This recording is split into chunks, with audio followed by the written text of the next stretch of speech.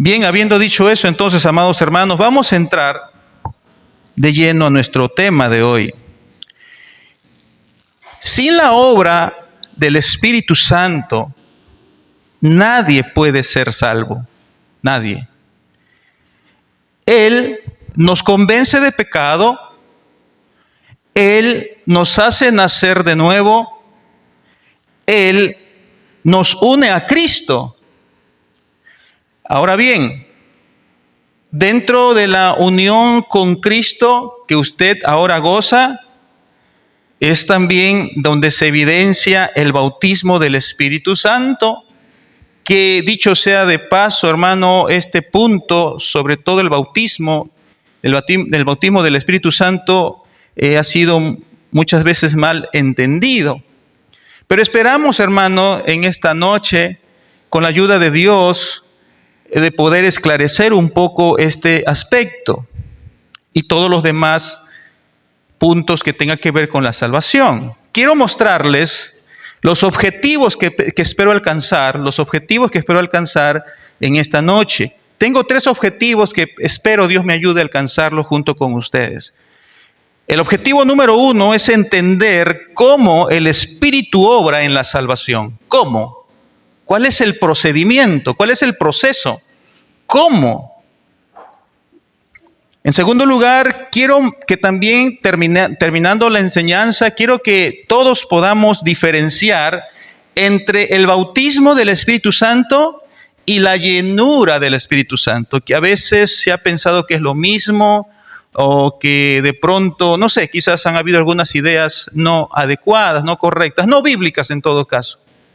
Y en tercer lugar, quiero que usted salga sumamente feliz en esta noche, sumamente contento, porque vamos a afirmar contundentemente con las Escrituras que tenemos en Cristo seguridad de nuestra salvación.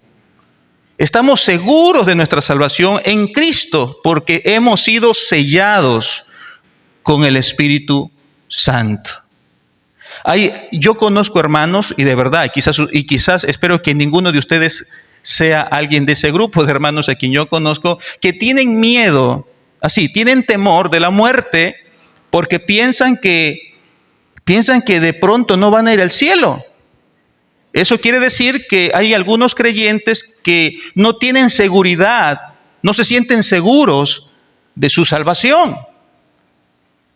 Si acá hay una persona que no se siente seguro o segura de su salvación, que piensa que de pronto si muere, si le pasa algo, quizás no vaya con el Señor, yo quiero que en esta noche usted vea lo que la Biblia dice. Y usted tiene que creerle ¿a quién? ¿A la palabra de Dios o a sus propios pensamientos de usted? A la palabra de Dios, hermanos. Si la palabra de Dios dice algo, eso es la pura verdad. ¿Amén? Muy bien. Cuando Dios en la eternidad pasada, vamos un poquito bosquejando este punto. Cuando Dios en la eternidad pasada planeó rescatar, salvar a los pecadores, Él proveyó, Dios, la Trinidad, proveyó de 2 grandes regalos. Uno de esos regalos fue su Hijo. Y el segundo gran regalo fue el Espíritu. La Biblia dice que Dios envió primeramente a su Hijo a esta tierra y fue quien tomó nuestro lugar en la cruz del Calvario, sufriendo por tus pecados y los míos, para que tú ya no tengas que padecerlos, para que tú ya no tengas que sufrirlos, porque valgan verdades, nosotros éramos absolutamente desprovistos de poder alcanzar ningún tipo de justificación delante de Dios, pero Cristo sí, porque Él fue el Cordero de Dios sin pecado, que fue el único que logró quitar el pecado del mundo. Pero no solamente con eso es que nosotros ahora gozamos de una salvación, sino que vino un segundo regalo que también fue enviado por el Padre. Y me refiero al Espíritu Santo. La Biblia dice que el Espíritu Santo, la segunda gran verdad y el segundo gran regalo, es quien trae a los pecadores a la fe en Cristo para poder alcanzar salvación. Miren, el Espíritu Santo es aquel que trae a los pecadores hacia Cristo. Ahora vamos a un poco a explicar con más detalle, obviamente, con los pasajes bíblicos para que un poco podamos verlo, esta maravillosa obra de Dios. Recordemos que cuando el Señor Jesucristo estaba por ascender o por regresarse al cielo después de su resurrección, Él prometió a sus discípulos rogar al Padre para que el Padre envíe otro consolador, para que esté con nosotros para siempre. Ese siempre es siempre, hermanos. No tenemos tanto que explicar. El Espíritu Santo viene a morar a la vida del cristiano, del creyente, para siempre. Y como dice el puritano del siglo XVII, John Owen, aunque fue un gran privilegio el haber conocido a Cristo cuando vivió en la tierra, iba a ser uno mucho más grande el conocerlo revelado en nuestros corazones por el Espíritu Santo. Más grande era el privilegio de conocer a Cristo, pero por medio del Espíritu Santo. Y ese gran privilegio lo tenemos hoy nosotros. Hoy nosotros. Hagamos un poco de historia con respecto al Espíritu Santo, algunas cosas nada más. En el Antiguo Testamento conocemos que el Espíritu Santo venía a los hombres y no habitaba en los hombres, solamente venía de forma temporal, solamente para ciertas personas, no era para todos, y por algunos momentos, no era para siempre. Por ejemplo, el Espíritu Santo venía a los profetas. ¿Para qué? Para que los profetas profeticen. Y luego se iba. El Espíritu Santo venía sobre los sacerdotes. ¿Para qué? Para capacitarlos en su labor ministerial. Luego se regresaba al cielo. El Espíritu Santo podía volver a venir sobre los reyes, como vino sobre Saúl, pero luego fue abandonado por Saúl, o mejor dicho, abandonó a Saúl el Espíritu Santo, como vino por David, como vino sobre el rey Salomón. ¿Se acuerdan que quién fue el hombre más sabio de la tierra? A excepción de Cristo, Salomón. ¿Y por qué Salomón tenía tanta sabiduría? Porque el Espíritu Santo posaba sobre él cada vez que hablaba, pero luego se iba. Hermanos, venía sobre los jueces algunas veces también, sobre aquellos jueces como Sansón. ¿Se acuerdan de Sansón? ¿Para qué venía el Espíritu Santo sobre Sansón? A infundirle una fuerza sobrenatural. Después de eso, lo abandonaba y se iba.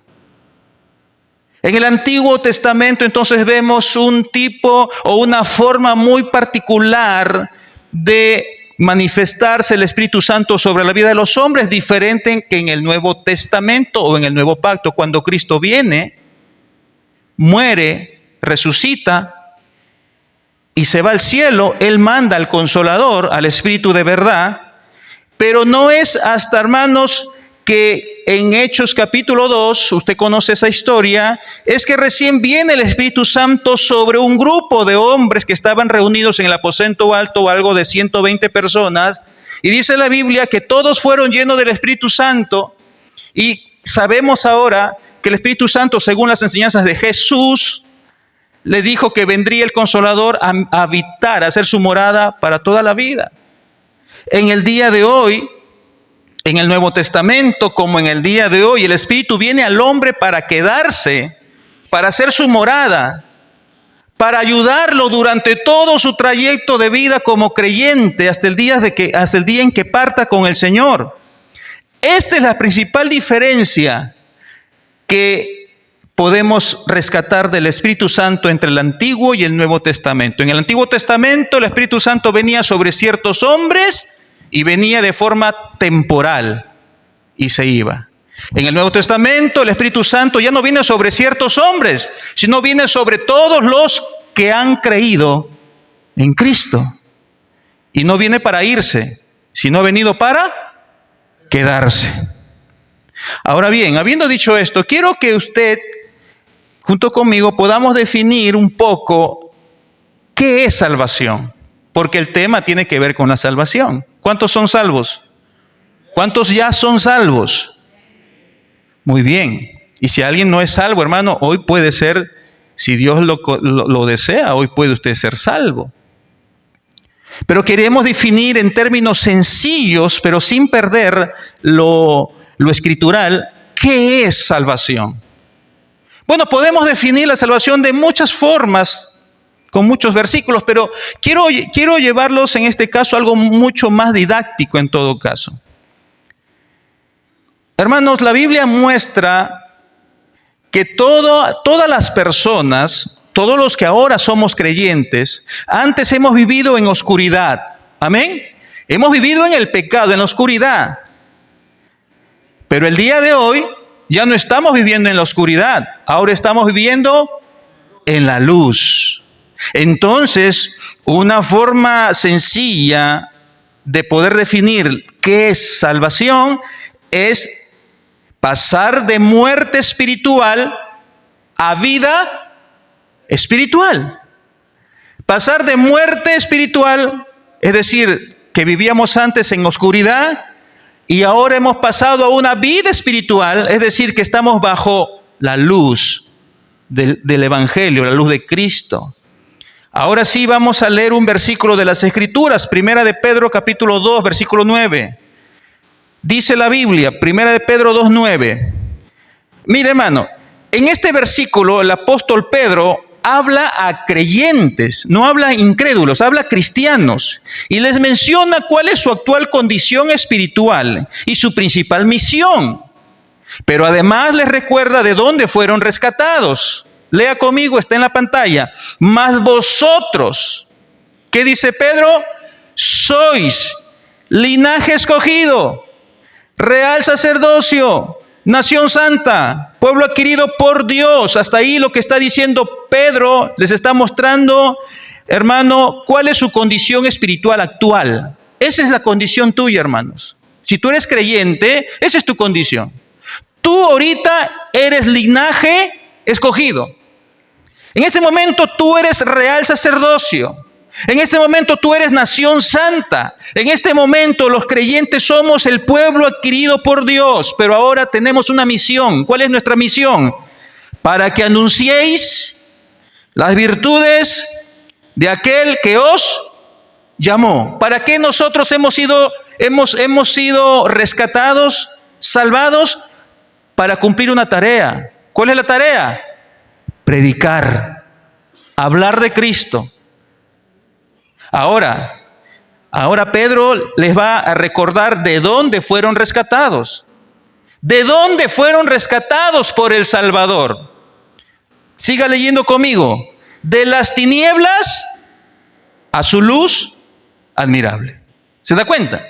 Entonces nosotros, hermano, podemos definir salvación como la obra divina que hace que un pecador pase de las tinieblas, que significa muerte espiritual, a la luz, que significa vida espiritual. Amén. Con esto en mente, con este concepto, creo yo entendible y sencillo, con esto en mente, quiero ahora sí que entremos a poder ver la obra del Espíritu Santo en la salvación, y que lo estoy ubicando en 3 puntos. Vamos a ver los 3 puntos que vamos a ver el día de hoy. Obviamente quiero aclarar que estos puntos, lo que vamos a enseñar es bajo una perspectiva del Nuevo Testamento. La salvación en el Antiguo Testamento era muy similar, muy similar. La única diferencia, como ya lo manifesté, es que el Espíritu Santo no se quedaba en las personas a morar para siempre, como ahora sí lo es. Entonces, bajo una perspectiva del Nuevo Testamento, los puntos que voy a considerar son los que están en la pantalla. ¿Cuál es la obra del Espíritu Santo para la salvación? Número 1, nos convence. El Espíritu Santo nos convence. Es lo primero que hace. En segundo lugar, nos hace nacer de nuevo, lo que en teología se puede llamar la regeneración. Y en tercer lugar, el Espíritu Santo nos une a Cristo, y esta unión con Cristo incluye el bautismo del Espíritu Santo. Cuando el Espíritu Santo realiza estas tres tareas, estas tres labores, estas tres acciones en el pecador, es parte de su obra. No es todo lo que hace el Espíritu Santo, es parte de la obra del Espíritu Santo, porque el día de hoy solamente vamos a ver la parte de la salvación. No vamos a ver santificación, eso lo vamos a ver el día viernes. No vamos a ver otros aspectos del Espíritu Santo, solamente vamos a centrarnos en tu salvación que has recibido. ¿Cómo operó el Espíritu Santo? Entonces vamos al primer punto. El primer punto es, nos convence. El Espíritu Santo nos convence. ¿Y de qué nos convence? Vamos a leer la Biblia. Juan capítulo 16, versículos del 7 al 11. Vamos a leerlo de allí. Juan capítulo 16, versículos del 7 al 11. Síganme con sus vistas. Dice, pero yo os digo la verdad. Está hablando Jesús. Os conviene que yo me vaya, porque si no me fuere, el Consolador no vendría a vosotros. Mas si me fuere, os lo enviaré. Verso 8. Y cuando Él venga, convencerá al mundo de pecado, de justicia y de juicio. De pecado por cuanto no creen en mí, de justicia por cuanto voy al Padre y no me veréis más, y de juicio por cuanto el príncipe de este mundo ha sido ya juzgado. Hermano, Jesús les está declarando a sus discípulos la obra inicial o primaria del Espíritu Santo al venir a la tierra. El Espíritu abrirá el entendimiento de las personas para que vean su real condición delante de Dios, hermano.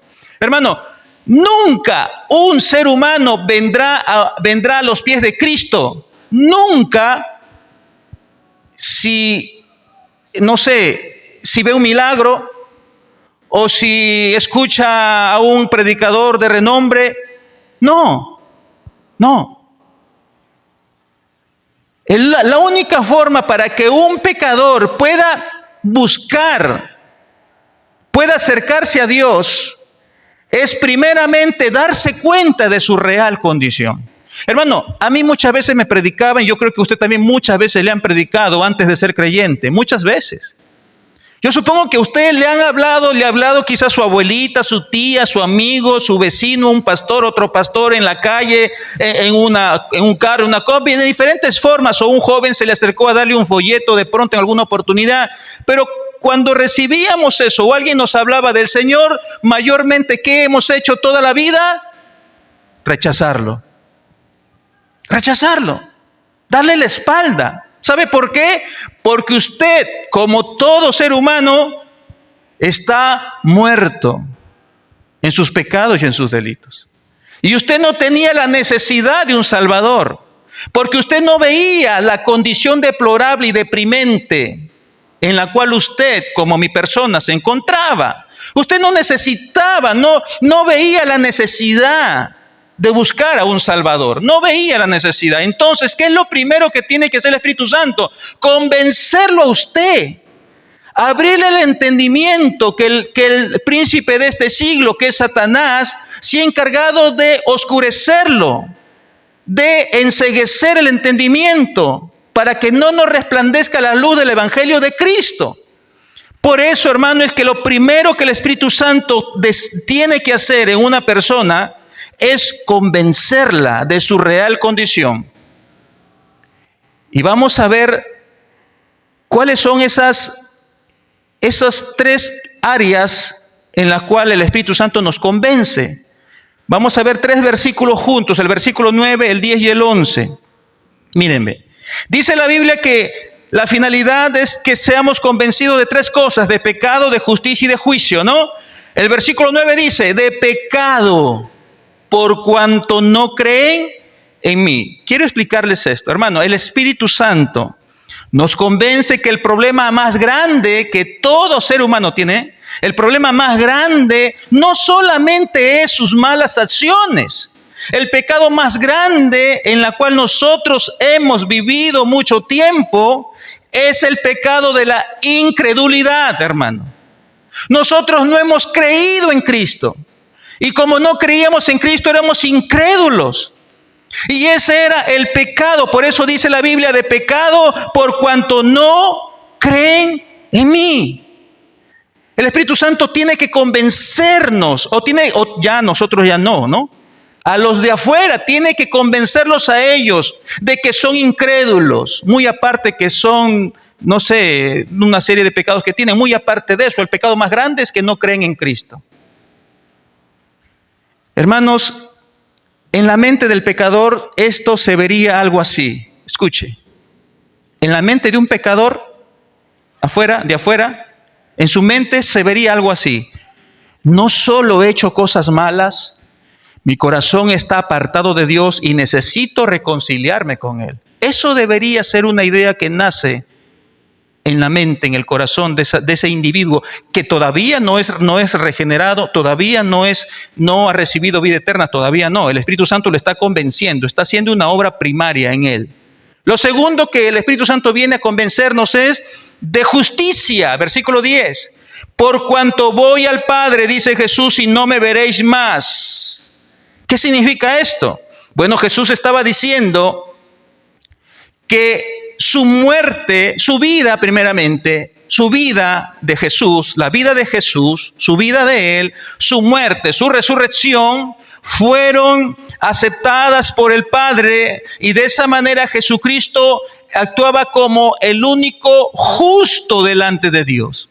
Él era justo delante de Dios. Y Dios, su Padre, aceptó todo de su Hijo. Y por eso Jesús dice, de justicia, por cuanto voy al Padre y no me veréis más. Esto en la mente del hombre pecador, ¿cómo más o menos se debería manifestar? Bueno, más o menos algo así. El pecador debería estar pensando en, yo no puedo presentarme como justo delante de Dios por mis obras. No puedo. Yo soy un adúltero, un borracho, un ladrón, un delincuente. No, yo estoy mal delante de Dios. Yo no puedo irme así, acercarme a Dios así. Necesito a Cristo, porque Él sí fue justo. Versículo 11. ¿De qué más tiene que convencer el Espíritu Santo? De juicio. Por cuanto el príncipe de este mundo ha sido ya juzgado. Jesús está diciendo, en otras palabras, que el Espíritu Santo nos convence que el diablo y su sistema mundano ya han sido condenados por Dios. Y por ende todo pecado y pecador que siga esa corriente será también juzgado. ¿Qué pecado usted practicaba? Vamos a suponer, usted era un adúltero, o era un borracho, o era quizás un mentiroso. Entonces, esos son prácticas de este sistema mundano. En el mundo se practica el adulterio, la fornicación, la mentira, la borrachera y todos los pecados habidos y por haber. Bueno, la Biblia dice, hermanos, que Dios está airado con el impío todos los días. Dios aborrece el pecado y aborrece al pecador. A los dos los aborrece. Los abomina, hermano. Por lo tanto, si una persona fuera de la familia de Dios no ve estas realidades, estas verdades en él, nunca va a tener la necesidad de acercarse a buscar un Salvador. Nunca. Porque él no se siente malo, no se siente pecador, no se siente necesitado de que alguien venga a salvarlo. Por eso es que la primera obra del Espíritu Santo es convencer. Este trabajo del Espíritu Santo opera a nivel de la mente, a nivel de la conciencia del hombre. Ese hombre aún sigue muerto espiritualmente. Pero sin embargo, la finalidad del Espíritu Santo es convencerlo de la gravedad del pecado y de la necesidad de un Salvador. Hermano, es lo que hacemos los días viernes, cuando se predica el Evangelio en los grupos familiares. El Evangelio tiene esa misma finalidad: mostrar siempre la condición del hombre y mostrar a Cristo y su obra salvífica. Hermanos, cuando esta primera obra de convencimiento del Espíritu Santo empieza a operar en aquellas personas muertas espiritualmente, se conoce también como la gracia irresistible. Gracia irresistible es esa gracia que Dios está dando a todas las personas, porque hay una gracia universal de Dios, que Dios la da, pero que solamente no la van a resistir aquellos que han sido debidamente predestinados en la eternidad pasada. Así que primero el Espíritu Santo convence al hombre pecador muerto en sus delitos y pecados de su real condición, para luego hacerlo nacer de nuevo. Y esto me lleva al segundo punto. La segunda obra del Espíritu Santo nos hace nacer de nuevo. Nos hace nacer de nuevo. Entonces, ¿cuál es la primera obra del Espíritu Santo, hermanos? ¿Cuál es la primera obra que Él hace?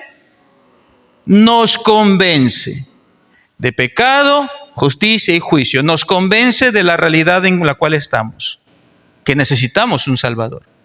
La segunda obra es inmediatamente después de convencer al hombre pecador, es regenerarlo. En otras palabras, darle una nueva vida.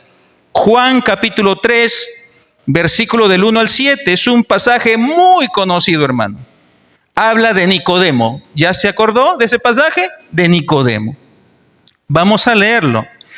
Había un hombre de los fariseos que se llamaba Nicodemo, un principal entre los judíos.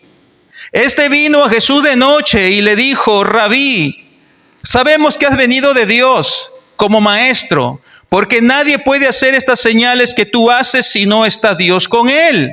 Respondió Jesús y le dijo: de cierto te digo que el que no naciere de nuevo no puede ver el reino de Dios. Lo repito, el que no naciere de nuevo no puede ver el reino de Dios. Nicodemo le dijo: ¿cómo puede un hombre nacer siendo viejo?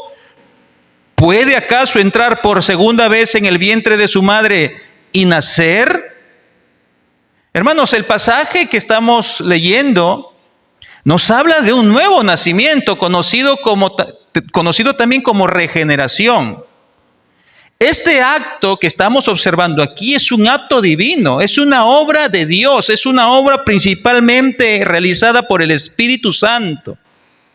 Al parecer, Nicodemo, que era un maestro de la ley, no conocía estas verdades espirituales, no las conocía. Vamos a seguir leyendo los versículos del 5 al 7. Versículo 5.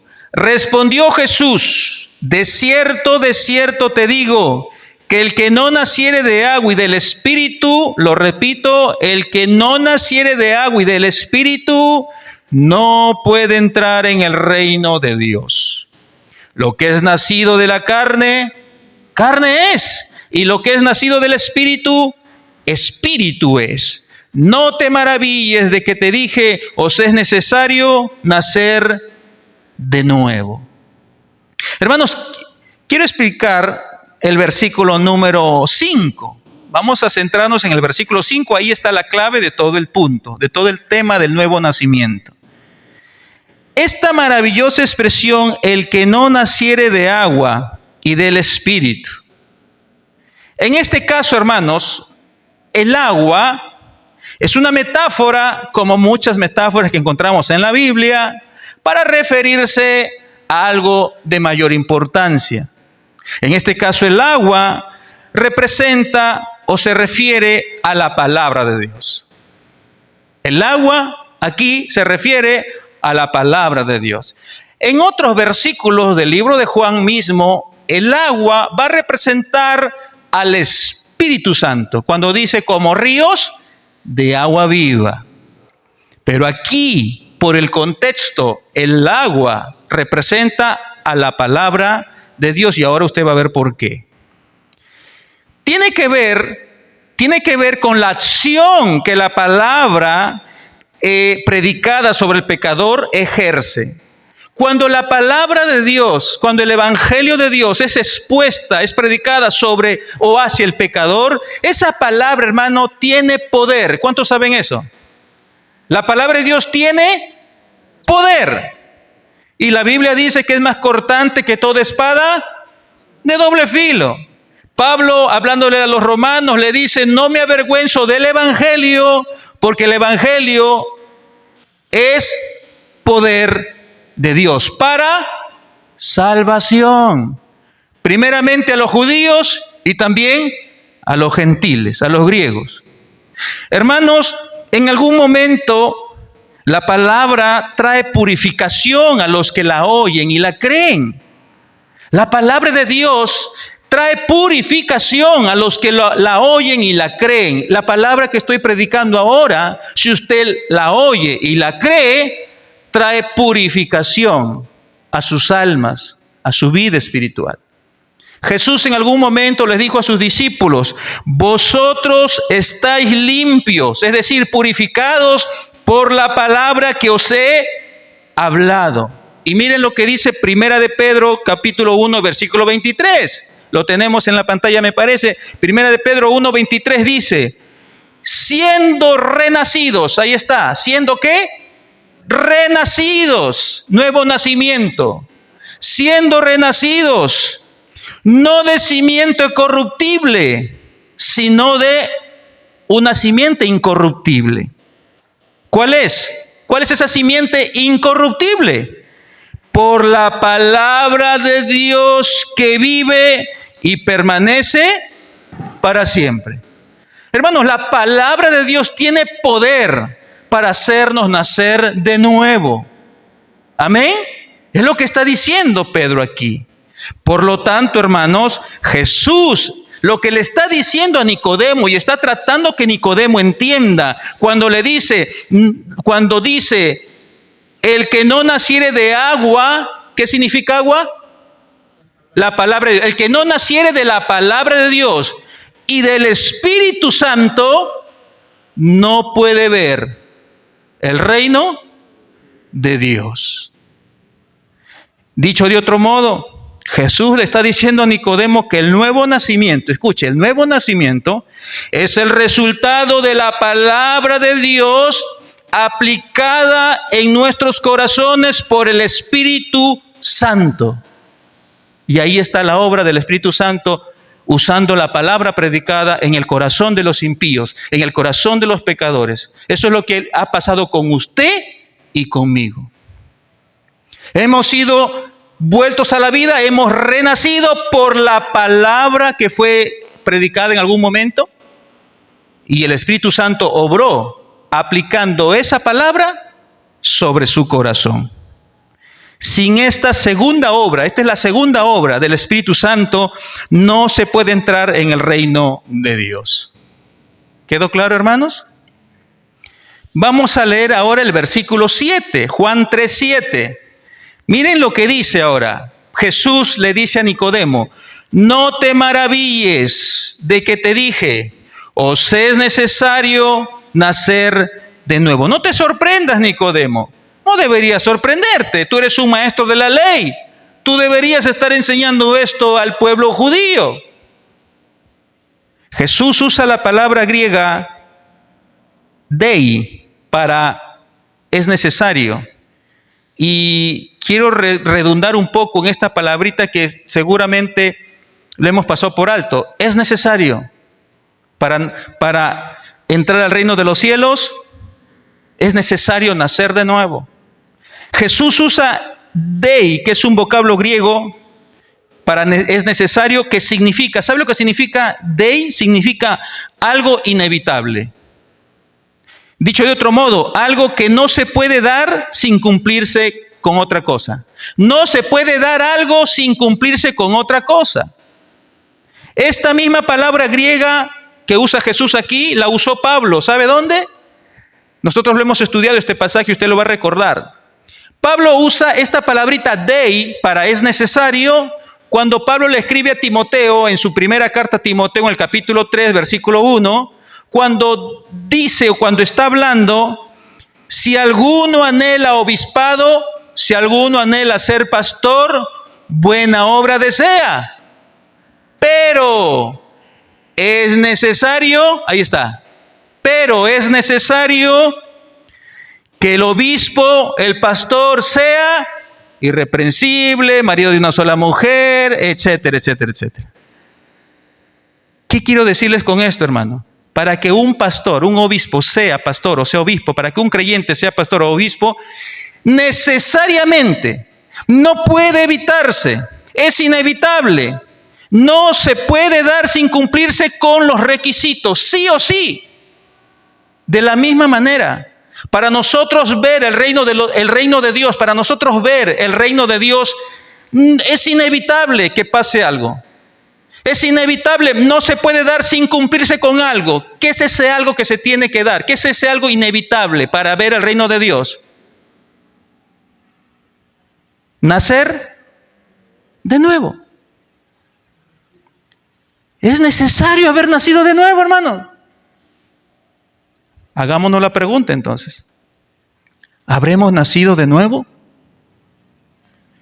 Si nosotros, hermano, no estamos, digamos, viendo, amando, atesorando, sirviendo en el reino de Dios, desde aquí en la tierra, el reino de Dios se ha acercado, el reino de Dios está aquí y está representada, ¿sabe dónde? En su iglesia y en todo lo que la iglesia hace. Cuando usted se va a su trabajo, usted es parte del reino de Dios. Cuando usted está en su trabajo, cuando yo estoy en el trabajo manejando el carro, yo que soy parte del reino de Dios, yo estoy ahí llevando el reino de Dios. Cuando las hermanas están cocinando, cuando salen a la calle. Entonces la pregunta es, ¿cómo está sirviendo usted en el reino de Dios? ¿Se siente feliz de pertenecer al reino de Dios? ¿O se siente amargado, cansado? Ay, usted ya quisiera ya salirse de esto. Hermano, si usted no se siente feliz, no se siente a gusto, no se siente, hermano, contento por ser parte de la familia de Dios, quizás usted no ha nacido de nuevo. Y quizás usted está más por fuerza que por convicción. Por eso la Biblia dice, y Jesús dice, para entrar al reino de Dios es necesario. No podemos eludirlo esto. Es necesario. ¿Qué cosa es necesario? Nacer de nuevo. Hermanos, para nuestro pasaje entonces de Juan 3, Jesús está indicando que para entrar a ser parte del reino de Dios y gozar de la salvación, es inevitable nacer de nuevo por el Espíritu Santo. La expresión nuevo nacimiento es usada para referirse a ser regenerados o a volver a la vida en el sentido espiritual. Nicodemo, en el diálogo con Jesús, no comprendía que todo hombre viene a este mundo muerto. Todo hombre viene a este mundo muerto en delitos y pecados y por esa razón necesita volver a nacer. Miren lo que dice Efesios capítulo 2, versículo 1. Es un versículo muy conocido, Efesios 2:1 dice, y Él os dio vida a vosotros cuando estabais muertos en vuestros delitos y pecados. Hermano, yo quiero llevarte a pensar en esto. Mira, ve, un muerto no oye, no habla, no entiende, no actúa porque su condición se lo impide. ¿Sí o no? Se encontraba Jesús en una oportunidad frente a la tumba de su amigo Lázaro, quien ya había muerto 4 días atrás. En eso Jesús, en Juan 11, 43 y 44 dice, Jesús clamó a gran voz, Lázaro, ven fuera.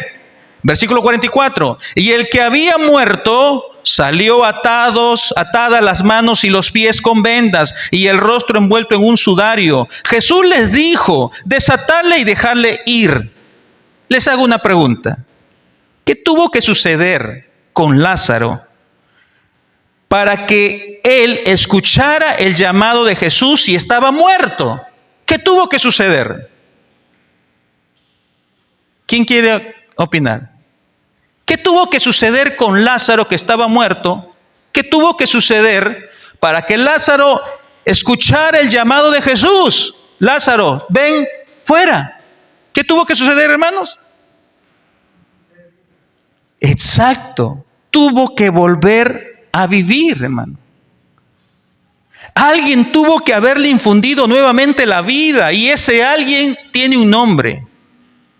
Y es ese alguien a quien, en honor a ese alguien, estamos predicando en esta noche. ¿Quién es ese alguien que le dio vida nuevamente a Lázaro? El Espíritu Santo, hermano. Bueno, lo mismo ocurre en la salvación tuya y en la mía. Hermanos, nosotros estábamos muertos espiritualmente. Y para que nosotros hayamos podido oír el llamado eficaz de Dios al arrepentimiento y a creer en Cristo, primero tuvimos que haber nacido de nuevo por la obra del Espíritu Santo. Por eso Jesús dice, el que no naciere de agua y del Espíritu no puede entrar en el reino de Dios. El Espíritu Santo, hermanos, tuvo que habernos hecho nacer de nuevo. Nos ha tenido que haber dado vida espiritual. Si no, hermano, nunca hubiéramos creído, nunca nos hubiéramos arrepentido, porque estábamos muertos. El apóstol Juan nos dice que todos los que recibieron a Cristo y a su evangelio lo hicieron porque fueron nacidos de Dios. Juan capítulo 1, versículos 12 y 13, son versículos muy conocidos. Miren, mas a todos los que le recibieron, a los que creen en su nombre, les dio potestad de ser hechos hijos de Dios, los cuales no son engendrados de sangre. Miren, no son engendrados de sangre, ni de voluntad de carne, ni de voluntad de varón, sino de voluntad de ¿quién? De Dios. ¿Quién nos engendró entonces? ¿Quién nos volvió a la vida? ¿Quién nos dio vida nueva? Dios, Espíritu Santo. Fue la voluntad soberana de Dios, hermano, que naciéramos de nuevo, la cual se realiza en el hombre a través de su espíritu. Quiero hacer una aclaración oportuna, hermano, para quitar algún mérito en el hombre. A veces hemos pensado que nosotros, y creo que ustedes conocen, yo también pensaba así un tiempo, hace muchos años atrás, que los hombres teníamos un mérito en nuestra salvación. Pero no, hermanos. El hombre no tiene mérito alguno en su salvación. El hombre no tiene ningún mérito en su salvación. El nuevo nacimiento, al llegar a ser hijos de Dios por adopción, jamás es por voluntad del hombre. El hombre nunca quería acercarse a Dios. Romanos capítulo 3, ¿no? Dice, hermano, ahí nos presenta una radiografía de lo que era el hombre. El hombre, hermano, no quería acercarse a Dios. Estaba muerto.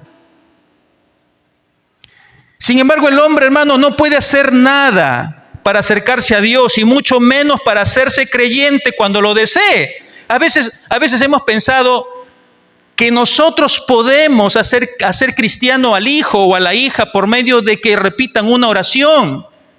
Quizás así en algún tiempo nos enseñaron. Bueno, pero no, eso no es bíblico y no es lógico. Si nosotros pudiéramos convertir a alguien por medio de una simple oración, quiere decir de que el mérito de la salvación, ¿en dónde está? En los hombres. Y el hombre no tiene mérito alguno, y aparte de eso, hermano, el hombre está muerto. Y el único que convence no es el papá, ni la mamá, ni el pastor, ni el evangelista. El que convence al pecador, ¿quién es? Lo estamos viendo. ¿Quién es el que convence al mundo? El Espíritu Santo. Hermanos, recuerde, un muerto no hace nada, necesita de alguien divino para ser vuelto a la vida, poniendo así el origen de la salvación en Dios. Hermano, el origen de tu salvación es de Dios. Dios lo empieza. Pero no solamente Dios lo empieza, sino también Dios la preserva. Dios preserva tu salvación. Y lo más maravilloso es que Dios la culmina. Dios empieza, preserva y culmina el proceso de salvación plena hasta el momento en que estés glorificado con Él allí. Filipenses 1:6 es un versículo muy conocido. Filipenses 1:6 dice, estando persuadido de esto, estando convencido de esto, no tengo ninguna duda al respecto de esto, dice Pablo, que el que comenzó en vosotros la buena obra, ¿qué dice, hermano? La perfeccionará hasta el día de Jesucristo. Por esta gran verdad, amado hermano, todo creyente sabe, porque de Él y por Él y para Él son todas las cosas, a Él sea la gloria por los siglos de los siglos. Amén. ¿Quién merece la gloria? Dios. El hombre, nada. Una vez que el hombre nace de nuevo, entonces, cuando el hombre ya nació de nuevo, por medio del Espíritu Santo que nos da vida nueva, ahora sí, hermano, vamos a seguir, ahora sí, estamos en capacidad de creer y arrepentirse. Ahora sí, el pecador tiene capacidad, ya no está muerto, pues ahora tiene vida nueva. Ahora sí puede creer en el Evangelio, puede creer en Cristo, puede arrepentirse de sus pecados, porque ya no está muerto. Dios da fe para que el hombre crea, y Dios da arrepentimiento para que el hombre se arrepienta. Aún, hermano, la fe que tú necesitas y el arrepentimiento que tú necesitas no proceden de ti, proceden de Dios. Ni siquiera la fe es tuya. ¿De qué nos vamos a jactar? Ah, gracias a mí es que el hermano es cristiano. Gracias a mí es que mi hijo conoció a Dios. ¿Así es, hermano? Gracias a ti es que tu hijo conoció a Dios. Es gracias a Dios que Dios quiso que él lo conociera. La gloria es del Señor. Nosotros, hermano, no podemos convencer a nadie. El que convence es el Señor, es el Espíritu Santo. Ni siquiera la fe pertenece al hombre, ni siquiera el arrepentimiento nace en el corazón del hombre. La fe y el arrepentimiento son dos dones que provienen de Dios. Vamos a leerlo. Filipenses capítulo 1, versículo 29. Y he querido justo tomar este versículo para dejar el famoso versículo de Efesios 2:8 que muchas veces lo hemos usado, ¿no? Porque la salvación, dice porque por gracia sois salvos por medio de la fe, y esto no de vosotros, pues es un don de Dios, ¿no? Ese es Efesios. No he querido coger Efesios ahora he querido coger Filipenses 1:29. Y aquí encontramos que la fe es concedida por Dios, no por nosotros. Lea conmigo Filipenses 1:29. Porque a vosotros, dice Pablo a la iglesia en Filipo. Pablo le está diciendo a los cristianos en Filipo, porque a vosotros cristianos, ahora creyentes, os es concedido a causa de Cristo, no solo que creáis en Él, sino también que padezcáis por Él. En este versículo encontramos la idea de que Dios nos concede a los pecadores, en este caso a los creyentes ya, Dios nos concede algo para nosotros creer en Cristo. ¿Qué es ese algo que Dios nos ha concedido para poder creer? La fe. ¿Se dio cuenta? ¿Se dio cuenta, hermano? Se da cuenta que la fe es una concesión de Dios. La fe salvadora es una concesión de Dios. En otras palabras, viene de Dios. Dios le da fe al pecador para que crea. Pero no solamente le da fe, sino que también le da el don de arrepentirse. Hechos capítulo 11, versículo 18. Pero hay otros versículos, hermano, en Corintios. Pero aquí, en Hechos 11, 18, lo tenemos, hermano, así tan claro. Lea conmigo. Entonces, oídas estas cosas, callaron y glorificaron a Dios diciendo, miren lo que decían, de manera que también a los gentiles ha dado Dios. ¿Qué cosa ha dado Dios? Arrepentimiento. ¿Para qué? Para vida. ¿Quién, según este versículo, quién da arrepentimiento para vida? Dios. ¿Quién nos da fe para creer y arrepentimiento para arrepentirnos? Dios. ¿De qué nos vamos a jactar? ¿Por qué nos vamos a jactar? Es que yo puse mi fe. No, hermanito, tenga cuidado. No es tu fe. ¿Es la fe de quién? De Dios. Tú has puesto la fe de Dios, hermano, o mejor dicho, el Espíritu Santo ha aplicado esa fe sobre ti, tú has creído. Vemos la gracia de Dios, hermanos. No depende de ti. En el libro de Romanos, en el capítulo 7 o 9, no está en las diapositivas, pero dice así, no depende del que quiere, ni del que corra, sino de Dios que tiene misericordia. No depende del hombre, hermano. ¿De quién depende nuestra salvación, nuestra justificación? De Dios. Ahora sí, vamos al tercer punto y último. La tercera obra del Espíritu Santo. ¿La primera cuál era? ¿Cuál era la primera obra? ¿Cuál era la primera obra del Espíritu Santo para nuestra salvación? Nos convence. La segunda obra nos hace nacer de nuevo. Y la tercera obra nos une a Cristo. Hermanos, la tercera obra del Espíritu Santo lo vamos a ver en Efesios 2, del 4 al 6. Mira, hermano, esta tercera obra con la cual el Espíritu Santo culmina el proceso de nuestra salvación es nuestra unión mística a Cristo. Y lo voy a repetir, unión mística con Cristo.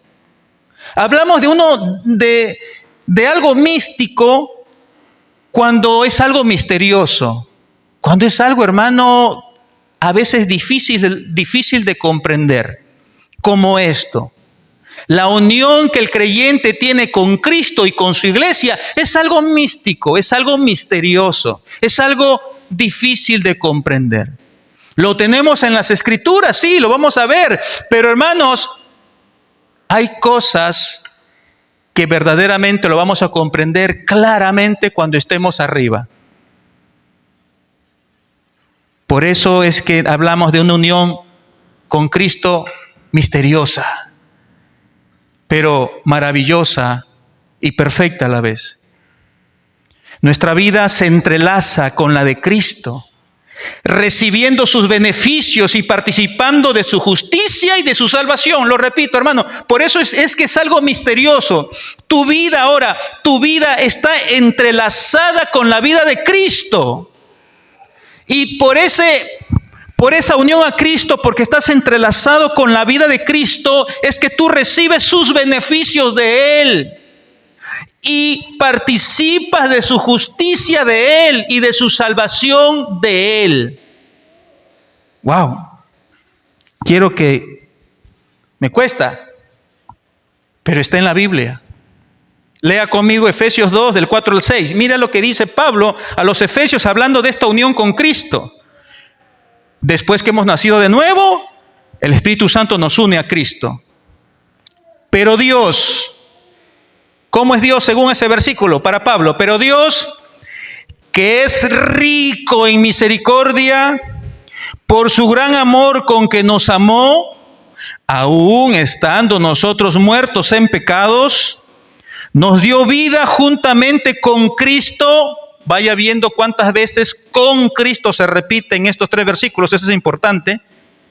Nos dio vida juntamente con Cristo, por gracia sois salvos, y juntamente con Cristo, con Él, juntamente con Cristo nos resucitó, y asimismo nos hizo sentar en los lugares celestiales con Cristo Jesús. ¿Ha notado, hermano, que en el pasaje se repite 3 veces la palabra con Cristo? No podemos pasar por alto las repeticiones en la Biblia.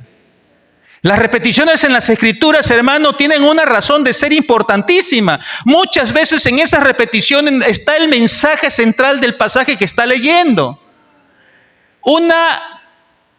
Una forma de escritura muy de los hebreos, muy propia de ellos, es la repetición.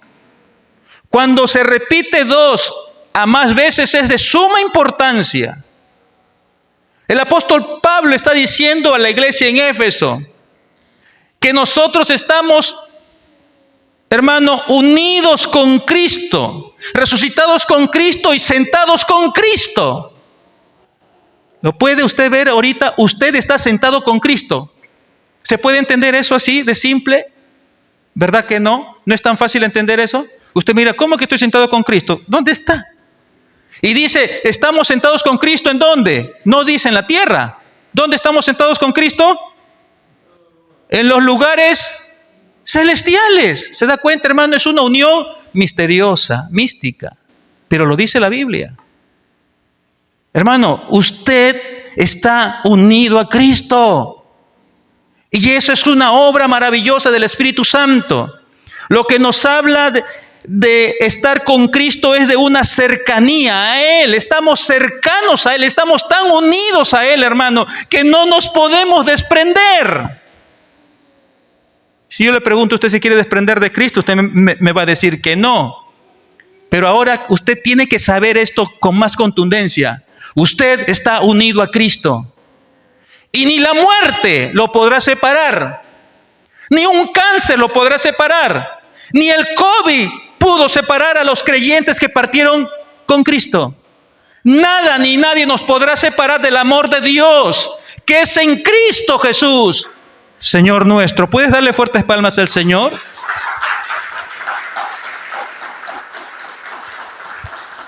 Hermanos, mire esta misteriosa verdad. En el pasaje que hemos leído, en el versículo 4, nos presenta el motivo de Dios para salvarnos. ¿Sabes cuál fue el motivo? Su amor inmenso y misericordioso. No fue porque vio algo bueno en ti. Dios no te salvó porque te vio algo bueno en ti. No, todo lo que Dios veía en nosotros era deplorable. Era malo. Era horrible.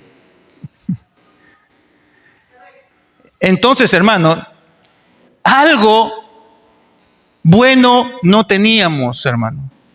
Todo en nosotros era malo. Aunque usted haya hecho cruzar a una ancianita como quien habla, esas buenas obras que usted ha hecho siendo un impío, ¿sabe cómo Dios las veía?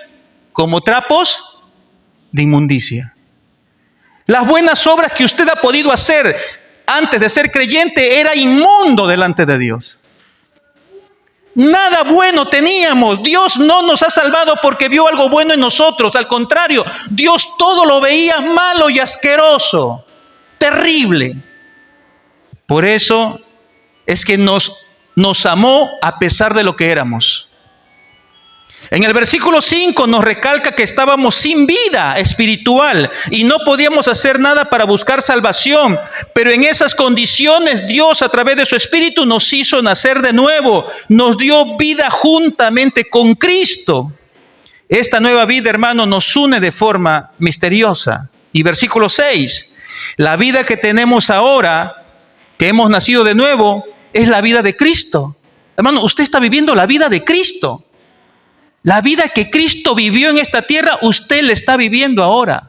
Es por eso, hermano, que usted cuando peca, siendo hijo de Dios, el Espíritu Santo no lo abandona. Se queda con usted para ayudarlo a que se arrepienta y siga caminando en su trayecto de vida. Hermano, por eso es que nosotros tenemos seguridad de nuestra salvación. Porque aquel que empezó la buena obra, ¿qué dice Pablo? La perfeccionará. Aunque todavía estemos en esta tierra, tenemos una nueva posición ante Dios. ¿Qué hemos dicho al inicio de esta enseñanza? ¿Qué hemos dicho en Primera de Pedro? Recuerdo que somos nación santa, real, sacerdocio, pueblo adquirido por Dios. Hermano, tenemos una nueva posición delante de Dios. Usted ya no es un don nadie. Usted es ahora de Dios. Usted ahora le pertenece a Dios. Usted ya no está en el mundo como una oveja sin pastor. Usted tiene un buen pastor, el Señor y Salvador, Jesucristo. Ahora nosotros tenemos un nombre. Ahora somos hijos de Dios. ¿Cuántos son hijos de Dios? ¿Cuántos son santos? Hermano, esos tenemos una nueva posición. Estamos sentados en lugares celestiales con Cristo. Ahora somos aceptados por Dios y estamos seguros de nuestra salvación y vida eterna en Cristo. Estamos seguros. Hermano, yo estoy seguro, se lo he dicho muchas veces. Yo muero y Cristo, veré a Cristo. Es mi convicción. Y no porque yo sea perfecto, pero estoy seguro que lo que Cristo hizo por mí fue suficiente. Ahora tenemos entrada a vida eterna porque Cristo lo pagó todo. Ahora en esta tierra yo tengo responsabilidad, claro que sí, de vivir como un hijo de Dios, no como un impío. Tengo que vivir como un hijo de Dios y cada día esforzarme por manifestar más y más el fruto del Espíritu, que es el tema siguiente que se verá en unos días. Por eso, hermano, tenemos seguridad de nuestra salvación. Vamos a ver que estamos seguros de nuestra salvación. Hermanos, el creyente debe vivir agradecido a Dios y servirle con esmero por la seguridad de nuestra salvación en Cristo. No se vaya el día de hoy, hermano, con las dudas de que si usted parte de esta tierra no sabe si se va a ir al cielo. ¿Sabe lo que le preguntaron al Papa Francisco? Antes, obviamente, de que él fallezca. Le preguntó un reportero, le dijo: Papa Francisco, ¿y usted está seguro de su salvación? ¿Usted está seguro que se va a ir al cielo? ¿Sabe cuál fue la respuesta del Papa Francisco? Bueno, la verdad no estoy seguro, pero lo que sí estoy seguro es que mucha gente reza por mí. O sea, él no estaba seguro de ir al cielo, pero de lo que sí estaba seguro era de que mucha gente rezaba por él. Si yo le pregunto a usted, ¿usted está seguro que se va al cielo? ¿Cuál debería ser su respuesta si usted es un creyente, si usted tiene el Espíritu Santo, si usted sabe que es cristiano? Me voy al cielo. Me voy con mi Señor. Hermanos, el creyente no debe tener miedo a morir. Es un paso, hermano, que debería ser, hermano, como un momento especial. Porque vamos a ver a nuestro Salvador. Vamos a estar con el Señor, a quien hemos servido, quizás, hermano, no como hubiéramos querido, pero le hemos puesto ganas. Y con nuestras debilidades, con nuestras dolencias físicas, con nuestras imperfecciones, pero hemos estado peleando la buena batalla. Por momentos nos caíamos, por momentos nos levantábamos y seguíamos y pedíamos perdón y me equivocaba y pedía perdón y seguía adelante y seguía haciendo mis labores en mi hogar, con mi esposa, mis hijos y nuevamente humillándome delante de Dios y seguía adelante, me equivocaba y seguía adelante, luchando. Hermano, ese es un creyente. Ese es un cristiano. Colosenses 3. Mira, hermano, lo que dice Colosenses 3, del 1 al 3. Sí, pues, habéis resucitado con Cristo. ¿Qué tenemos que hacer los que han resucitado con Cristo? Buscar las cosas de arriba, donde está Cristo sentado a la diestra de Dios. Poned la mirada en las cosas de arriba y no en las de la tierra. Este es un sermón hermoso para otro momento darlo. Versículo 3, porque habéis muerto al pecado, y vuestra vida, esta vida, tu vida nueva, vuestra vida, ¿dónde está, hermano? Está escondida con Cristo en Dios. Si tu vida está asegurada porque está escondida con Cristo, ¿quién puede quitarte esa vida eterna? Nadie. Cristo la tiene protegida. La idea es que Cristo te tiene protegido. Él te tiene cubierto. Él te tiene resguardado, te tiene protegido, te tiene cuidado. ¿Quién puede arrebatar a una oveja de las manos del Señor? nadie. Efesios capítulo 1, versículo 13 y 14. En él también vosotros, habiendo oído la palabra de verdad del evangelio de vuestra salvación y habiendo creído en él, fuisteis ¿qué? Sellados con el Espíritu Santo de la promesa, que es las arras de nuestra herencia, hasta la posesión adquirida para alabanza de su gloria. Hermanos, hemos sido sellados. La Biblia habla del sello del anticristo, ¿no? Y habla o de la marca del anticristo, la marca de la bestia o el sello de la bestia. Pero también la Biblia habla del sello de Dios, del sello del Espíritu Santo. Nosotros hemos sido sellados, y si hemos sido sellados por Dios, ¿podremos ser sellados luego por la bestia, por el anticristo? No, hermanos, no. El cristiano no puede ser dos veces sellados. No puedes tener el sello del Espíritu Santo y luego el sello de la bestia. No y no. Si tú tienes el sello de Dios, hasta el diablo sabe que le perteneces a Dios. El sello de la bestia, hermano, es aparte que es un mensaje aparte, eso no es para los creyentes. Esto es para los que no son creyentes. Hermanos, y tener el Espíritu Santo, dice la Biblia, es el anticipo, las arras de nuestra herencia. Por eso, hermano, tenemos seguridad de que vamos a ir al cielo. Si tú tienes el Espíritu Santo, tú tienes la seguridad de que te vas al cielo. Sí o sí. Ahora bien, el Espíritu no solo nos une de forma misteriosa a Cristo, como lo hemos visto aquí, sino también nos une de forma misteriosa a la iglesia, que es su cuerpo. A este hecho de estar unidos a la iglesia, présteme atención, a este hecho de estar unidos a la iglesia, la Biblia lo llama el bautismo del Espíritu Santo. Ese es el bautismo del Espíritu Santo. Estar unidos a la iglesia, estar unidos al cuerpo de Cristo. Hermanos, el bautismo del Espíritu Santo, bíblicamente, vamos a ver lo que es. Primera a los Corintios 12:13, vamos ya terminando. Primera a los Corintios 12:13. La palabra bautismo, usted recordará cuando se ha bautizado, creo que todos acá, la mayoría son bautizados, ¿no?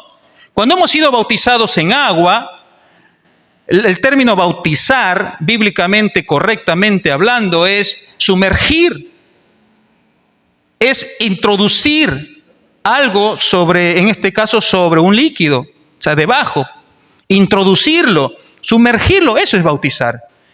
Esta palabra sumergir en el griego, Pablo de ahí toma la idea de sumergir, era porque antiguamente las personas bautizaban su ropa. Bautizaban su ropa. ¿Cómo así? Dice que los griegos querían cambiar de color a una prenda de vestir y ellos por medio de algunas flores, ¿no? Algunas flores que tenían ciertos químicos, ciertos elementos que en el agua debidamente preparada a una temperatura adecuada, pues empezaba a diluir un color, que ese color iba a ser impregnado en la tela, en la ropa que los griegos sumergían.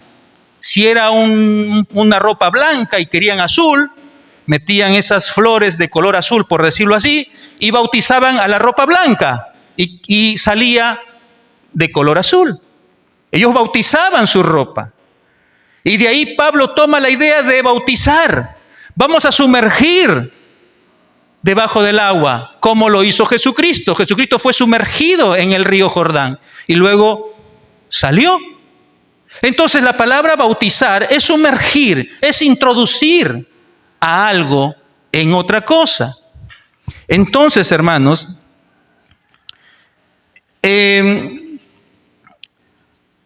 cuando nosotros hablamos del bautismo del Espíritu Santo, no es una segunda experiencia. A veces se ha entendido, nos han dicho eso, ¿no?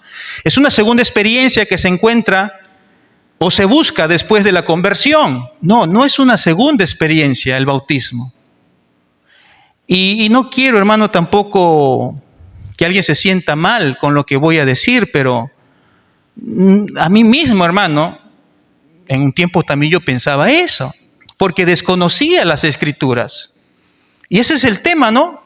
Cuando todavía desconocemos aspectos claros de la Biblia, podemos nosotros entender cosas que no son correctas. Y es más, seguirlas enseñando incorrectamente. Pero nos han mostrado, nos han dicho que el bautismo del Espíritu es una segunda experiencia y que debemos de nosotros buscarlo. Nosotros debemos de buscarlo, anhelarlo. Anhela ser bautizado con el Espíritu Santo. Muchos dicen que se manifiesta cuando alguien se pone a danzar y hace giros con su cuerpo y es acompañada de palabras ininteligibles. Dicho de otro modo, como glosolalia o palabras que supuestamente son lenguas. O en todo caso, algunos más decían que cuando ocurría eso, alguien decía, está siendo lleno del Espíritu Santo. Entonces, hermano, nosotros vamos a poder quitar esas ideas erróneas, porque no es ni el bautismo eso lo que les acabo de decir, ni tampoco es la llenura del Espíritu Santo. Usted, si gusta, hermano, póngale cualquier nombre si quiere. Yo le diría que eso no está en la Biblia. Hermanos, vamos a mirar a la Escritura, ¿sí? Miremos a la palabra de Dios y saquemos nuestra propia conclusión de lo que es realmente el bautismo del Espíritu Santo. Y es tan simple, hermano. Primera a los Corintios 12:13. Miren lo que dice allí. Primera a los Corintios 12:13. Dice, porque por un solo espíritu, ¿qué dice, hermanos? ¿Usted lo puede leer? Fuimos ¿cuántos? Todos ¿qué? Bautizados ¿en qué? En un cuerpo. ¿Qué más dice? Sean judíos o griegos, sean esclavos o libres, y a todos se nos dio a beber de un mismo espíritu. Hermano, aquí está tan claro como el agua que me he tomado al mediodía, tan clara como el agua está, hermano, el concepto del bautismo del Espíritu Santo. ¿Qué es lo que he dicho? ¿Qué es lo que acabo de explicar con respecto a ser bautizados? ¿Qué cosa es ser bautizados? ¿Es ser qué? Sumergidos. Es ser introducidos. Aquí Pablo está diciendo que por un solo Espíritu Santo fuimos, primeramente, el bautismo no es para algunos. El bautismo con el Espíritu Santo no es para algunos, no es para los más espirituales, no. Es para todos los creyentes. Todos los creyentes, hermano, todos los creyentes sin excepción. Todos han sido bautizados. Todos. Porque por un solo Espíritu fuimos todos, dice Pablo a la iglesia en Corinto. Fuimos todos. ¿Qué cosa fueron todos? Bautizados en un cuerpo. En otras palabras, fuimos todos introducidos, sumergidos. ¿En dónde? ¿En dónde hemos sido introducidos o sumergidos? O si usted lo quiere poner así, o unidos. ¿A dónde hemos sido unidos? ¿A dónde hemos sido introducidos? ¿A dónde hemos ido a formar parte ahora? A un cuerpo. ¿Y qué es ese cuerpo? No, ¿qué es ese cuerpo, hermano? La iglesia. Casi salto hasta el techo. Hermano, ¿el cuerpo qué es? Repita todos. El cuerpo. No, repita así. El cuerpo es la iglesia. Repita conmigo. He sido introducido a la iglesia. Ese es ser bautizado por el Espíritu Santo. ¿Cuántos son parte de la familia de Dios? ¿Cuántos son parte de la iglesia de Cristo? ¿Cuántos? ¿Cuántos están aquí? ¿Cuántos de los que están aquí son partes de la familia de Cristo? Usted, cuando ha sido introducido a la familia de Cristo, cuando usted ha sido sumergido, introducido, unido al cuerpo, usted fue bautizado. Ese es el bautismo. Hermanos, la Biblia dice claramente, el bautismo del Espíritu Santo ocurre a todos los creyentes y sucede una sola vez. Usted no puede estar siendo bautizado todas las semanas, todos los domingos, todos los días de ayuno, o cada vez que el músico toca canciones que me ayudan en algo. No. El bautismo del Espíritu Santo ocurre una sola vez. ¿Sabe cuándo ocurre? En su conversión, cuando usted ha creído. Ahí usted está siendo sumergido, introducido, bautizado en un cuerpo llamada iglesia. Cuando nacemos de nuevo, cuando creemos y nos arrepentimos, en ese mismo momento estamos siendo bautizados, sumergidos, introducidos, unidos al cuerpo de Cristo, la iglesia. Ahora, la llenura del Espíritu Santo es otra cosa. Brevemente diré, porque no me voy a explayar, porque eso le pertenece al tercer tema, diré que la llenura del Espíritu Santo es una responsabilidad del hombre ya. Ya no depende tanto de Dios. Ahora es una responsabilidad nuestra. Y debe ser, hermano, una constante ser lleno del Espíritu Santo. Debe ser algo continuo, repetitivo, esta acción, por medio de una vida de oración, por medio del estudio diligente de la palabra de Dios, pero sobre todo, no solamente de orar y de leer la Biblia o de estudiar la Biblia, sobre todo, ¿sabe de qué es? De ser obedientes a la palabra de Dios. De nada nos vale, y algo que también dijo nuestro hermano Víctor el lunes, de nada nos sirve si oramos un montón o si estudiamos un montón la Biblia si somos desobedientes a las Escrituras. Una persona llena del Espíritu Santo se va a evidenciar por medio del fruto del Espíritu Santo. Y quiero hacer un paréntesis para todos. No es los frutos del Espíritu Santo. Es Él en singular, el fruto del Espíritu Santo. Sino que quiero que usted se grabe esto. Es un fruto con 9 sabores. ¿Usted ha visto algo así? ¿Usted ha visto alguna vez un fruto con 9 sabores? Bueno, el día viernes lo verá. Ese fruto que tiene 9 sabores, ¿no? Y que se tiene que evidenciar en nuestras vidas. Hermanos, con esto hemos cerrado la enseñanza. Como aplicaciones generales, hermano, quiero mencionar 3 cositas. Debemos todos confiar que todo creyente ya ha sido bautizado en el Espíritu Santo. Todo. Usted ha sido bautizado por el Espíritu Santo. Todos los cristianos que tienen el Espíritu Santo en su vida han sido bautizados por el Espíritu Santo, porque ahora son parte, han sido introducidos a la familia de Dios, la iglesia. Segundo, debes de vivir con gratitud, porque has sido sellado con el Espíritu Santo. Y la presencia del Espíritu Santo permanece contigo hasta el día que partas. Y tercero, tenemos que servir a Dios, hermano, con la seguridad que nuestra salvación es segura. Tu salvación es segura. Tú no vas a perder tu salvación. Nunca. Nunca. La salvación está segura porque Cristo la pagó. Vamos a orar.